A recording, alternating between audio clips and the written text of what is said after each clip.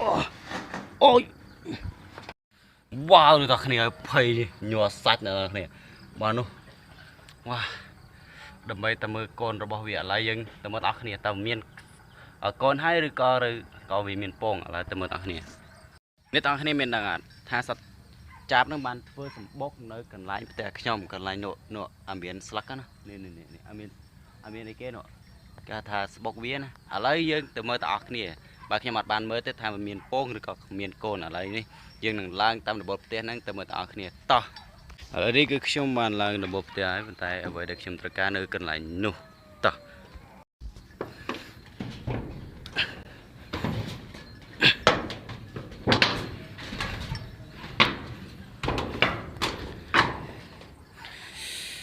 ចូលមានអារម្មណ៍ថាពេលឡើងដំបូលផ្ទះទៅ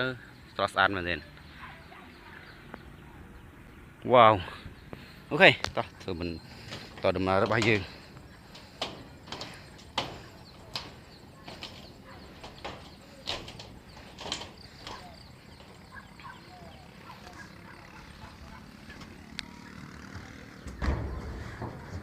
ហើយយើងមើលដល់គ្នាអូយអូយើងធ្វើគ្នាអូយ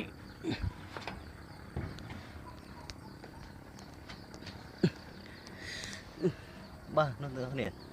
ឃើញអត់ទៅគ្នាសម្បុកចាប់ហើយគាត់ធ្វើនៅកន្លែងផ្ទះខ្ញុំមកឥឡូវខ្ញុំមិនដឹងថាមានពងឬក៏អត់ទេឬក៏មានកូនហើយឥឡូវខ្ញុំចូលទៅមើលខ្ញុំដឹងថាចុះតាមរបៀបណាទេ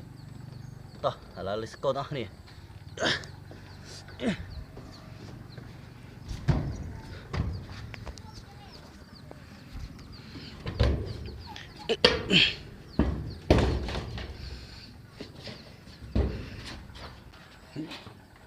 ូរអ្នកទាំងគ្នាអើយញ័រជើងបាទដើម្បីតែមើលកូនសម្បុកចាប់សម្បុកកូនចាប់អ្នកគ្នាចង់ដឹងវ៉ាវនេះតាគ្នាភ័យញ័រសាច់អ្នកគ្នាបាទនោះវ៉ាដើម្បីតែមើលកូនរបស់វាឥឡូវយើងទៅមើលអស់គ្នាតើមានកូនហើយឬក៏វាមានពងឥឡូវទៅមើលអស់គ្នាបាទអ្នកគ្នាម៉ាក់វាកំពុងតែចាំនៅកន្លែងនោះប្រហែលជាមានពងហ្នឹងគ្នានេះអាកន្លែងនេះជឿនេះបាទឥឡូវយើងមើលទៅមើលអស់គ្នាអត់ទាន់មើលឃើញទេណាគ្នាខ្ញុំថាច្រឡំមើលឃើញអូ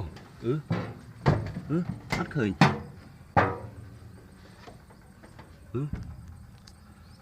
ជុំគឺអត់ឃើញទេណាអត់មានកូន